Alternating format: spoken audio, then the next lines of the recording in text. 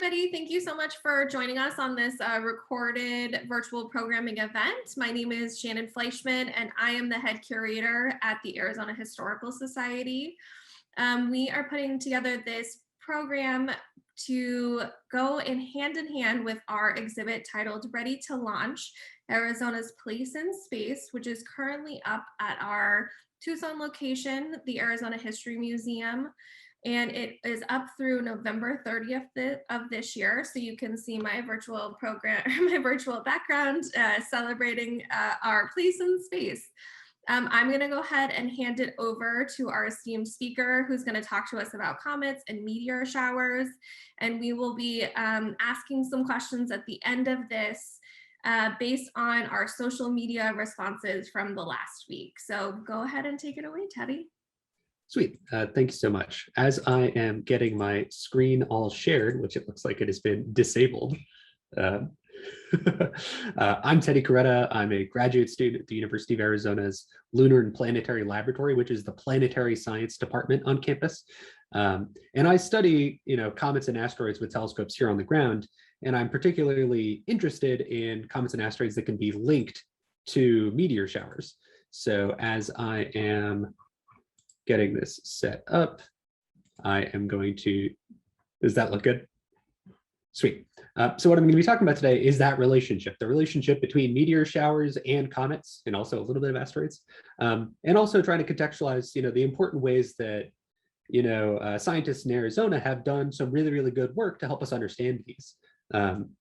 If you're interested in hearing more, I will be defending my PhD in about a month, so if you look at the Lunar and Planetary Laboratory Department's website, my department, you should be able to even watch it online over Zoom. So look out for that at the end of September.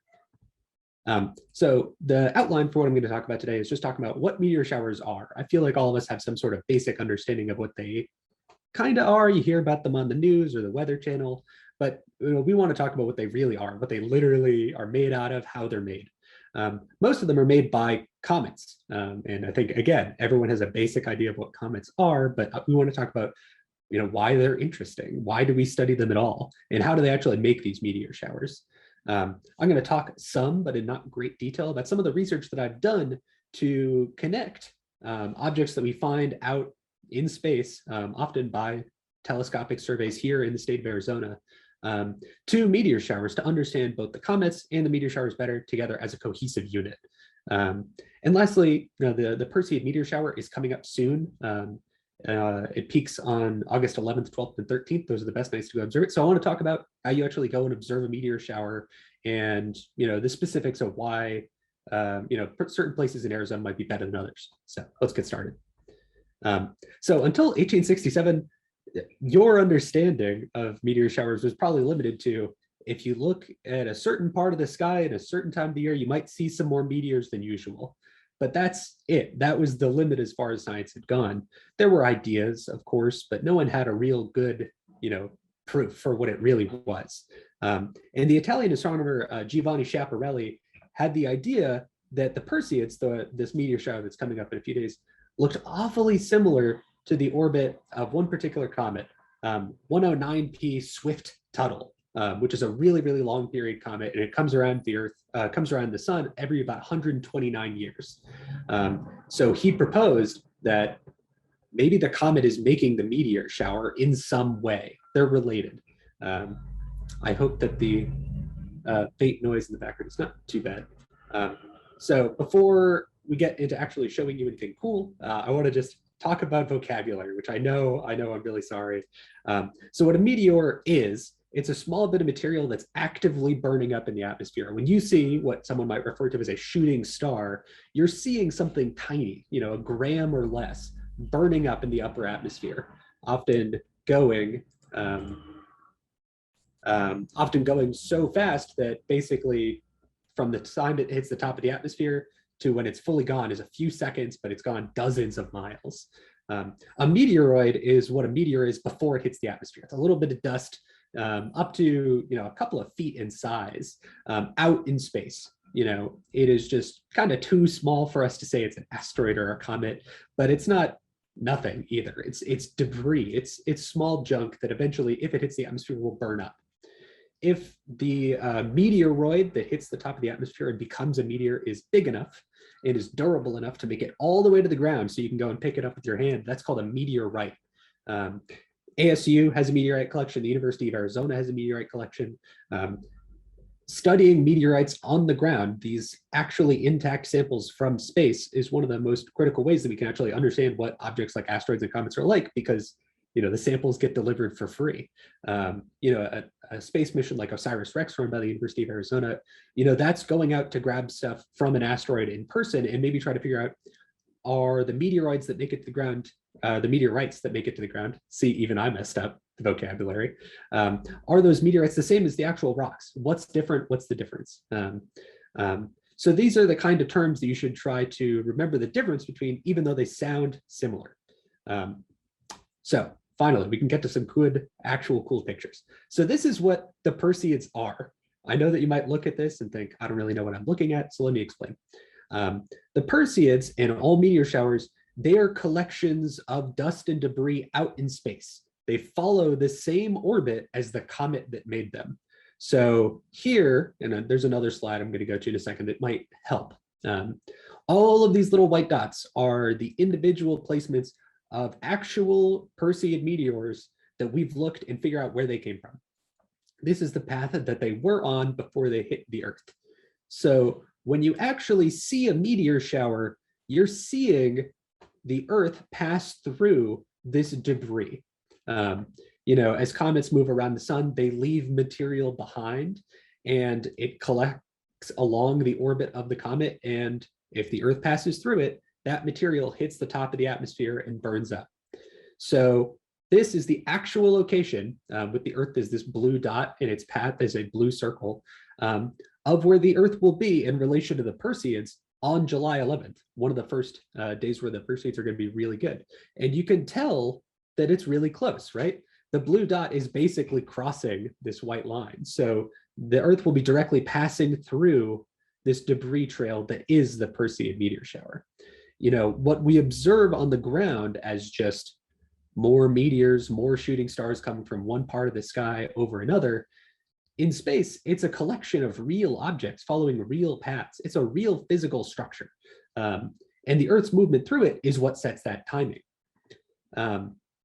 The reason it's called the Perseids and how meteor showers are named is they're named after where you got to look in the sky.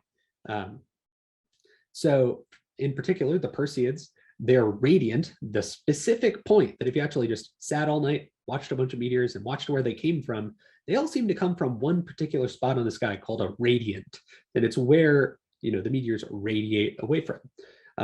The radiant for the Perseids is in the constellation Perseus. So that is generally how these showers are named. They're named after where you have to look. And that predates us knowing what they literally are out in space, right? Because for a long time, we just knew where to look to observe, more meteors, which are beautiful and interesting and highly, compelling objects. But now we actually know how they're made. And it's also related to the path the Earth is following, the path of the meteors themselves, and the comet that made them. So I just want to answer some meteor shower questions that we got through the social media channels. And I think also capture a lot of the kind of questions that I think I had when I first started working on this topic. So as for why can we only see meteor showers at a certain time of the year? Why can we only see the Perseids for, a few days really well in July, but over, a few week period? And the reason is that that's just the time in the Earth's orbit every year where we are passing through where the Perseids are, the physical meteoroids out in space. It's just where those connections meet. If you and your friend are driving to two different locations, but you know that your path overlaps at an intersection, that intersection is the day of the year, if that convoluted analogy makes any sense to you. Another question we got was, how rare are meteor showers? And we know of over 100, actually. These are named meteor showers. In addition to the big ones you might know, there are tons and tons of smaller ones, tons of ones in parts of the world that might be a little bit harder to access, for instance, in really, really, really southern latitudes. But the most easily observed ones, things like the Perseids or the Leonids, or my personal favorite, the Geminids, there's only a handful of these super bright, super active meteor showers. And when I say active or bright, I mean how many meteors you're seeing per hour and how bright they are. Another question was, relatedly, do some places see more meteor showers than others? And the answer is no. Space, comets are going all different kinds of ways on different kinds of orbits.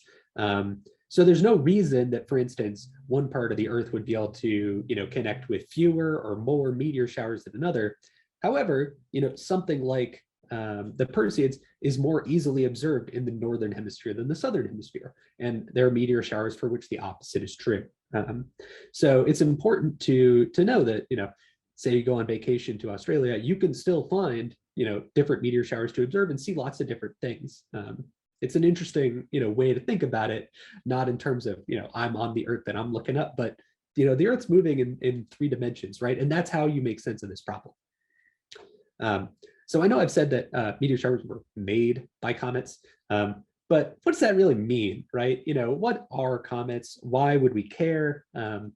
And I hope that this will kind of square the circle in terms of, helping you understand how these objects, these structures, these meteor showers are made, even if you now understand better why they happen at certain times of the year and what literally is happening. So comets are chunks of dust and ice mixed up together on the scale of a few miles across or less typically.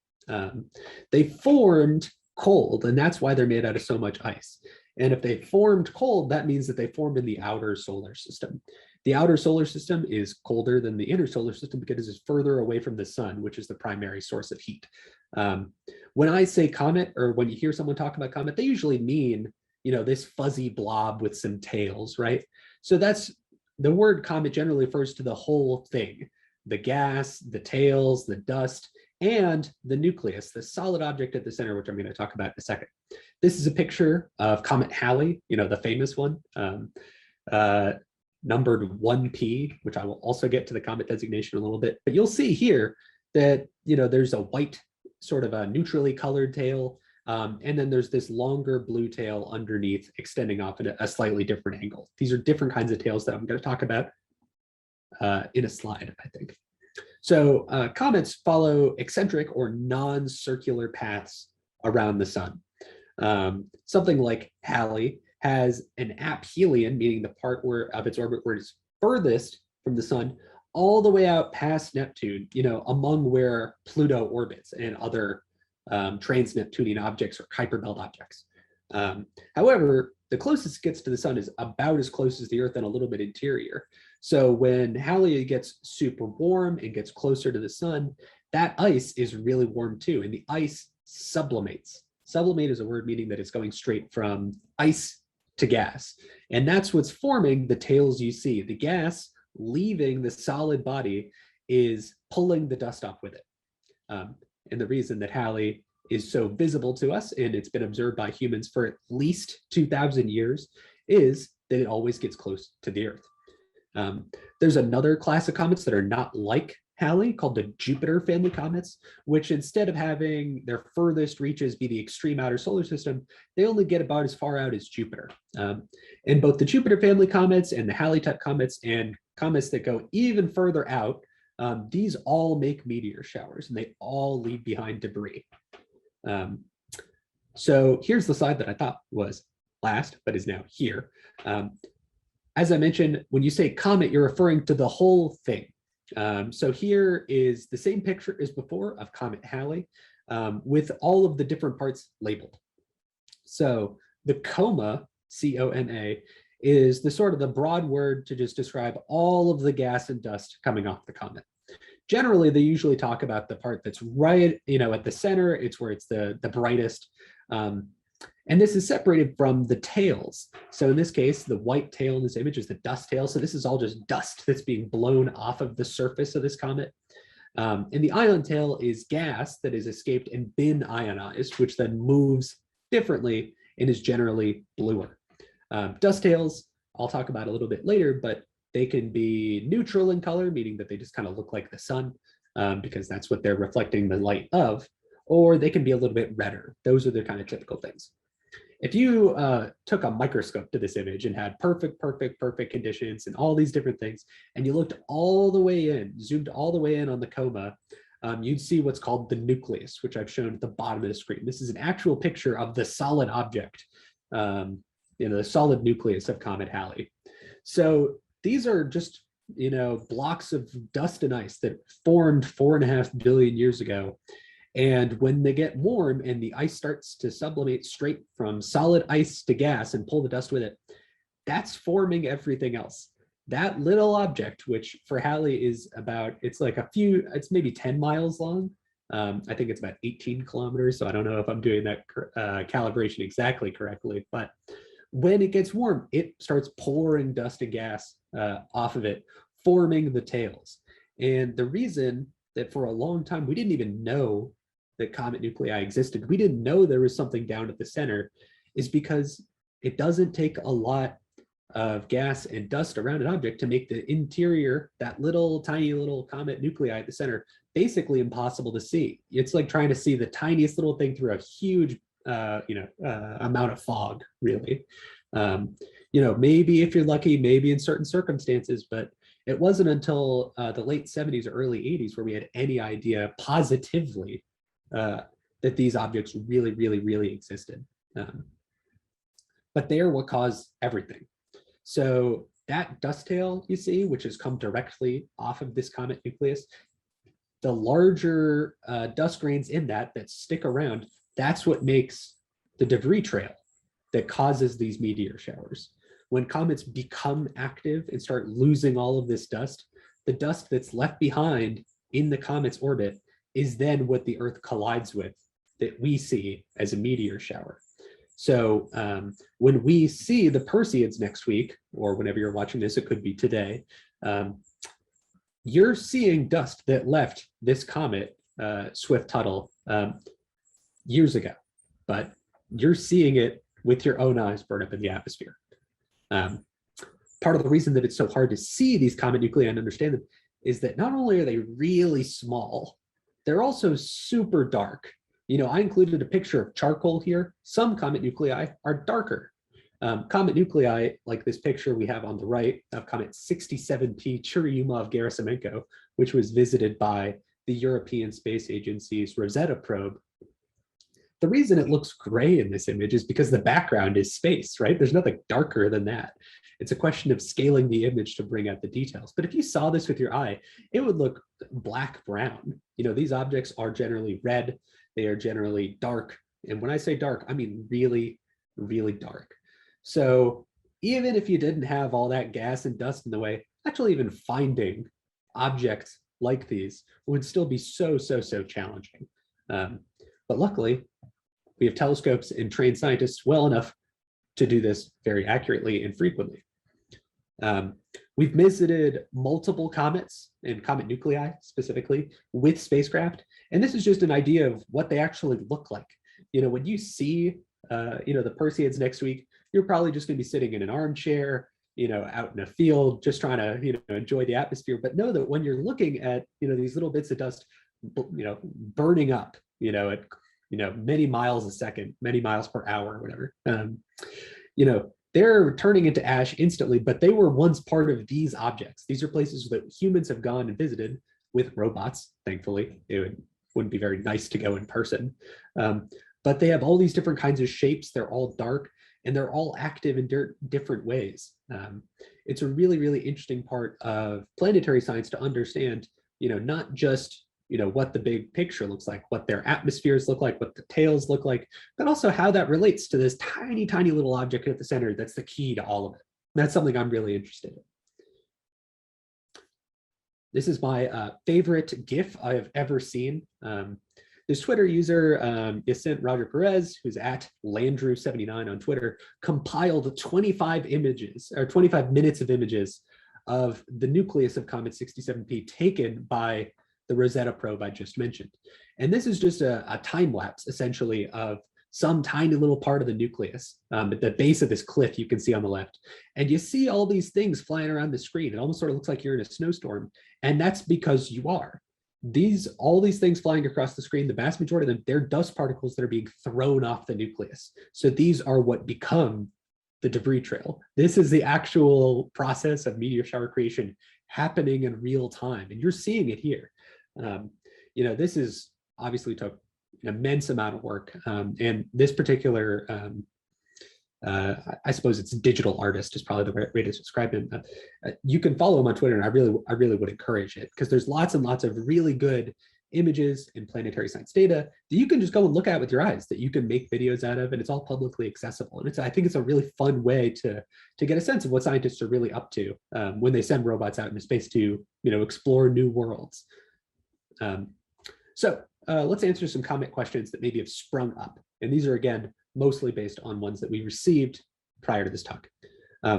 You'll note that often these comets have rather sort of formalistic sounding names. So the question is, how do comets get named? So the answer is, if they've repeated, if they've come back, they've gone all the way in, come back out, and come back in again, they're called periodic, meaning that we know they returned. And in that case, once they're noticed as periodic, they're given a number. The first comet to be recognized as periodic is Halley, hence why everyone knows about it, in addition to the fact that it's super bright. So that is named 1P Halley because it was the first periodic object. The example I have here, and again, another comet nucleus in the top right, is 9P Tempel, which was the 9th periodic temple recognized, 9, discovered by Wilhelm Tempel in 1867, which we've visited with spacecraft. And in 2005, we hit it with a spacecraft. Actually, it's called Deep Impact. Comets that have not yet been seen to return, or otherwise just won't, maybe they're on an orbit that's so long humans haven't been around long enough to see it, or it still takes thousands of years. Instead of getting a P designation, and get a C designation, which as you'd expect, C stands for comet here. So Hale-Bopp, for those of you who might be old enough to remember being able to see it in 1996 and 1997, was technically designated C 1995-01 Hale-Bopp, where the 1995 and the 01 are related to what time of year it was first discovered, which was, I think the O stands for July in this case, might be the first half. However, you'll note that in a lot of these cases, people just say Halley for the comet's name, or Hale-Bopp. It's not always the case, but often, people know what you mean. One question we got, and I've also been asked this quite a bit in other public talks, is, why do they actually look like that, right? What makes them the colors they do? Referring back to that same image of Halley that I've shown a few times now, and the image is from 1986, by the way, which is the most recent time that Halley visited the inner solar system. Comet dust, shown as basically white using the image scaling shown here, it reflects sunlight, right? It's the reason that you're seeing it is because it's, just tiny little dark objects, but you're seeing it because the sun is illuminating it. Because it's reflecting the sun, generally speaking, it has the same sort of colors as the sun, so that's often why they look sort of white in these images. But if you were actually going to go out and figure out exactly where, what color it's brightest at, it's probably green or yellow, like the sun. Cometary gases is a totally different story, and part of the reason that I think people often think of the comets as being blue-green in color, not that it shows up super clearly in this image, but many do, is that many cometary gases, the ones that are most easy to detect and you can see, at wavelengths or colors that your eyes can see, are blue and green themselves. And the ion tail is also blue, but that's because, that's just how these ions, so these ionized molecules, are reacting to sunlight as well. So a super dusty comet might not look very blue-green, it might not look, in the way that you imagine it to be, but a super, super gaseous comet might be the bluest green, the greenest blue you've ever seen. It can be incredibly, incredibly vibrant. And that's part of the reason that people find comets to be so beautiful. So even if you don't have yourself a fancy scientific setup, if you can see a comet through your own personal telescope or binoculars through your eyes, you can probably get an idea roughly of, where it's sort of falling, and compare it with other, things that you've seen yourself, and understand the whole thing a little bit better. One question we got, and I was so glad that we got this, was, what's the biggest comet that we actually know about? And it turns out that the answer to that has changed in the past 6 months. So a couple of months ago, there was a discovery by the Dark Energy Survey, which is a telescopic survey run out of Chile. And after they did all this fancy math to look through all the images they'd ever taken, to look for anything that might be hiding, any objects in the outer solar system that might have just been moving around that they could find, they found something that's now known as Comet Bernardinelli-Bernstein. That you might have seen. There's a write-up in the New York Times and a variety of other newspapers, maybe a month ago, 2 months ago, where this object might be, let's see, they quoted on here between 62 and 125 miles across. And a typical comet is like 1 mile. So this is huge, huge, huge, huge, huge. And the fact that we're able to see it now is shocking because it's as far away as Uranus is, but it's still, just 100 miles across. I actually got interviewed for the New York Times about this, and I couldn't even really keep my words together because I was just so excited that, these kinds of objects are out there. We can still find these huge new objects. And I think, for those of you who are keen to keep up with the science, I would encourage you to kind of keep checking in on this maybe every few months, every year or so. It'll probably take another 10 years before it gets to its absolute brightest. But, we're still starting to learn things about the outer solar system now. If we can still find objects like this, imagine what's even further out. It's a really exciting opportunity. But to be clear, most comets are still a kilometer, a mile wide, somewhere in that range. They're not huge. But this object might be the biggest thing ever. We don't know. And it's going to be very exciting to find out. So that as a transition, I want to talk to you about what I do, how it relates to all this stuff. And I think in general, why people care about comets in the scientific community. I think often, there's a disconnect because I got into comet science because I just thought they were beautiful, right? I think that's why most people have, an appreciation for them. But there's also some really, really interesting scientific questions to be answered that I think actually kind of get at some of the same reasons that I think everyone has a kind of very, very sincere fondness for them. So again, I've given you a bunch of good pictures for a while, so you knew that a full text slide was coming. Comets formed, as I said, a long, long time ago and really cold.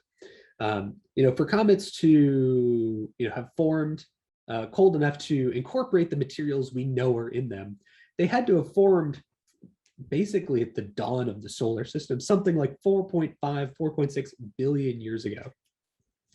And because they formed super far out and super cold, and a lot of them have stayed so cold, it's like we basically took a sample of what the solar system was being made out of and froze it and stuck it in the freezer. And now we have the chance to actually go in and take a look at what it's made out of and figure it out for now. What was the solar system like at the start? Part of the problem, and I put problem in quotes because I think this is the fun part, is that comets aren't exactly the same as when they were made. There's 4.5 billion years of time between then and now.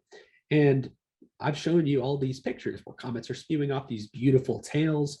We know that they're filling up the inner solar system with meteor showers that we can observe in our own backyards. That means that they're changing. They're losing stuff. Stuff is being blown off of them. They're being heated. So the question is, how do these processes actually change them? When we look at a comet and we know that it formed in the early solar system, what parts of what we're looking at are original and what parts are evolutionary?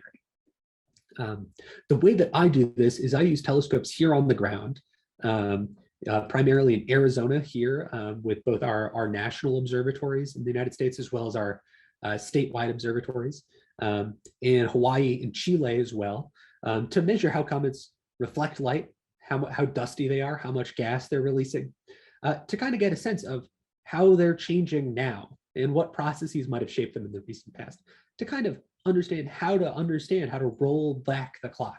How were these comets 100 years ago, 1,000 years ago? What's different between the start of the solar system and today? It's a big, broad set of questions, and there's lots of people working on it, and I think that's part of why I like it so much. So one research project I want to tell you about that connects to meteor showers as well, is asking, comets eventually run out of ice. They're sublimating ice as they get warm, and eventually they run out, and then they're just kind of dusty. And they're these little dark balls that are really hard to find, that again, are darker than charcoal. So the question is, what do these objects actually look like? What does it mean when a comet starts to run out of fuel and starts to die down, and its tails get smaller and its coma gets smaller, and eventually it just looks like any other dark object out there in space. What do these objects really look like, and how do we know? So I know this seems like a pivot, but it's really not. The first step in actually finding a dormant comet or associating an active comet with a meteor shower is you have to find it. And something that I think Arizonans should be really proud of is the really long and really storied history that our state, not our scientists in our state, have in finding new objects out in space, and specifically near Earth objects. These are objects whose paths bring them close to the Earth. And in principle, we want to find the ones that might get close enough to the Earth that we should get worried. That's not the case here, and luckily we're not in any risk. You do not need to worry about that, but that's some of the motivation. And in looking for these objects that might be potentially hazardous somewhere centuries down the line, we're also finding so many other objects that are so interesting throughout the inner solar system. This graph that I'm showing you right now, this is it's a number of objects that we know in the near Earth, in the inner solar system as a function of time. And the dark sort of foresty green is the Catalina Sky Survey, which is run on Mount Lemmon and Mount Bigelow, just north of Tucson. The yellow lines, which you can see sort of peaking around 2002, that's the Lowell Observatory up in Flagstaff, their near-Earth object search program. Currently, the Catalina Sky Survey is the world leader, having found more objects in near-Earth space than any other group.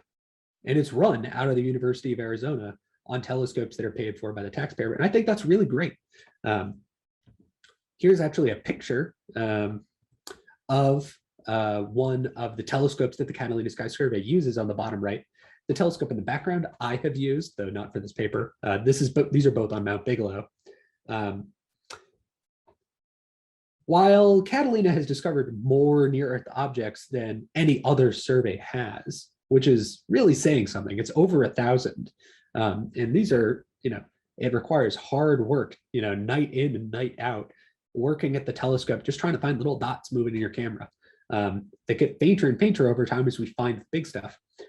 The object I want to talk about wasn't discovered by them. It was discovered by the Lowell Observatory's Near-Earth Object Search Program, also called LONEOS, which is no longer active. It's called 2003 EH1. There's no good image of it because it doesn't show a tail. It's just a dot. So even if you use the world's biggest telescopes with the most sensitive cameras, it's still just a little dot. And normally that means that we would call it an asteroid. It is star-like. It looks just like the stars. It's just some dot on the sky. And it doesn't look active. So why would you even call it a comet? Why would I care? What does this have to do with anything I'm talking about? The thing is that just like Schiaparelli noticed that the Perseids looked a whole lot like this comet's orbit, right after 2003 EH1 was discovered in 2003, hence the name, I think it was early in the next year, it was realized that it had the same orbit as the quadranted meteor shower, which peaks on January 4th. It's generally a much weaker meteor shower than the Perseids, but you can still go out and see. And the fact that it's, in the wintertime means that often you're going to have longer nights as well, which will help. The question when I first heard about this object is, okay, well, why is it not active? If it has a meteor shower, what happened? Where's its tail? Why doesn't it look like all these other objects that we know it to look like? So the natural point to compare it to was other comets that we know are no longer active or are barely active. How does this object look like them? So in order to do so, I needed to use a bunch of the world's largest telescopes to look at all these objects and try to piece together the picture. Here's a picture of one of the telescopes I used, the NASA Infrared Telescope Facility on Mauna Kea in Hawaii. So the goal here was not just to get a better look of what this object 2003 EH1 looks like. Why isn't it active? What things about its modern properties can be used to understand how it's changed, to connect back to our broader themes, but also to observe a bunch of other objects that are in the same category. And specifically, we wanted to look at how they reflected light. I mentioned earlier that the way that we see dust in comets is through reflected light. It's the same thing here. When you're just looking at the nucleus, this solid object at the center of all these big comets, you're just looking at how they reflect light. And it's really tough. And the reason you need these big telescopes and these really tall mountains is because they're so small and they're so dark. So I actually got to go to Hawaii, not for this particular project, but I've used this telescope for my research otherwise. And I did use this telescope remotely using my laptop. I also used telescopes in Chile and 2 on Mount Hopkins, just south of Tucson. So I'm only going to show you one plot from one science paper in this talk, and here it is. I will explain it. Basically, all 4 of these curves, you'll notice there's an orange, red, blue, and black curve on this. These are all the ways that these objects reflect light. So basically, it's a measure of how reflective each object is as you go from, really blue on the left-hand side to really red on the right. And you'll notice that, the curves are sort of similar in some ways, but not really. If you put all these right on top of each other, they wouldn't look the same. So that's the point. We looked at these objects, and all of these objects that really should look similar. They're comets that have recently run out of gas, recently run out of ice to sublimate and make their Comet. They don't look the same. So the question is why? What does that actually mean? And I think there's a really interesting, and I think, to you at home, a really sort of exciting conclusion from this is that, if some objects that were very recently active comets making meteor showers, like we know about EH1, which is, by the way, for those of you, the black curve on this plot, you'll notice it is the weirdest of the bunch. Some of them don't really look like regular comets. If we just found 2003 EH1 and didn't know it had a meteor shower, we wouldn't even know that it was related to comets. We wouldn't know that these objects were in the same ballpark. Maybe the inner solar system has a lot more weird objects that were once vibrant, active, beautiful comets that are now hidden in some way by the fact that they don't look the same. I can answer questions if any of you are curious or you want to send me an email about why this might be. I think there's a couple of different interesting factors at play, but the point is that they've continued to change in a way that needs to be understood if we're really going to understand, for instance, how many comets are there? What happens when comets get old? These very basic questions of things like counting, how do they age? And in particular, the fact that we understand better the properties of this small dark object that was once a really active comet that made the quadrantids only a few hundred years ago, in this particular case, means that we can understand both objects better. By understanding the relationship between the things that make the meteor showers and the meteor showers themselves, putting that together creates like a more thorough understanding of the objects together as a system. And that was something I didn't even know people were doing when I started graduate school. And now that I'm almost done, it's perfect. It's been a perfect kind of project to work on. It gets everyone excited, and I'm really happy and thankful I get to do it. So moving into this final third, how to observe a meteor shower. Your step 1, you want to actually figure out when you have to go outside, right? You want to figure out what the best time to observe the shower is. For instance, is it right after sunset or right before sunrise? You want to find a dark spot to go observe the shower safely in. You want to find a place that you can spend at least about an hour, letting your eyes adjust to the dark and then actually enjoying the experience. Your eyes adjust in about 15 to 30 minutes, depending on the person. I'd encourage you to look for a place without light pollution, so far away from main cities. And there's a link here, lightpollutionmap.info, that is really easy to use, that can help you find a good place to take you and your friends or loved ones or whatever it might be, out with some lawn chairs and go take a look. After your eyes adjust, which is step 3, you should just sit back and relax and look in the general direction that you're supposed to. But meteors are bright. You're going to see them just fine, even if you're not looking the right way. One note for safety purposes, if you do need a light for some reason, consider using a red light, either a red flashlight or a red headlight, because it won't affect your night vision as much.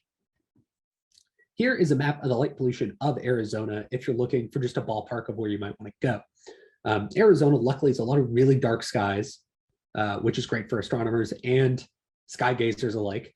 And it's part of the reason that Arizona today continues to be an astronomy hotspot. So if you're looking for a place to go, I'd say 1, definitely don't go anywhere near Phoenix. Definitely don't go anywhere near Tucson. If you're going to go out in the middle of nowhere, I'd encourage you to stay away from trees as much as it might be appealing this time of year, because you want to have the most unobstructed view of the sky possible to see the most you can. Your eyes are going to pick up on, basically the brightness, that you might associate with a meteor throughout your entire field of view. So the more space you have, the more you're going to see. I'd also just encourage you, again, if you're going to go out in the wilderness, be careful. Bring a flashlight, bring water. Don't distract or interact with wildlife you shouldn't. You know what I'm saying? Yeah, again, I know we all want to go to the mountains this time of year and get out of the valleys, but it won't help. So the Perseids Peak, the August 11th to 12th night. The best time to observe it is late at night through till early morning. The moon sets in the early evening around these nights. So I'd say, after 10 p.m.-ish, 11 p.m.-ish, you're good to go. And you will still see some ahead of time. It's just not that as many. And I think that if you're going to go and sit outside in the dark, you ought to, make sure you're doing the right thing. You ought to make, ensure your chances of success. Here's an actual picture of a Perseid meteor burning up as taken from the International Space Station. They hit the top of the atmosphere going 60 kilometers a second, or about 37 miles a second, really fast. So that's part of the reason that they're so bright and so beloved by the general public. Here's a plot of actually how many meteors you're gonna see as a function of day. And you can see that, there's this gentle curve underneath. You can start seeing them now, if you go out a few days ahead of time, but it goes all the way up during the 11th to the 14th, that range.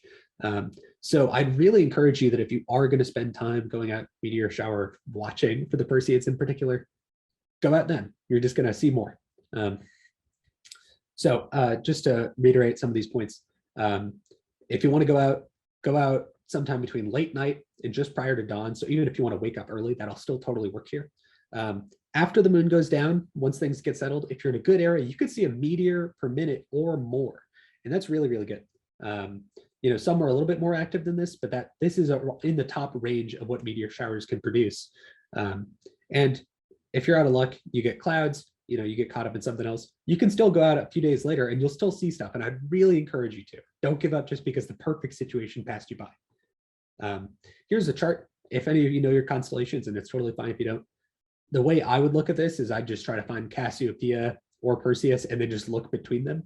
And because meteors are so bright, and they're all kind of spiraling out, they're radiating from this particular spot, as long as you're looking in the roughly the right direction, you're going to be totally fine and you will be able to see some.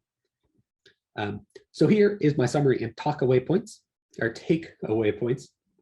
So meteor showers are created when the Earth passes through this dusty debris trail left behind by a comet that is making a tail. The same way you see the tail, that's the same process as what's making the meteor shower.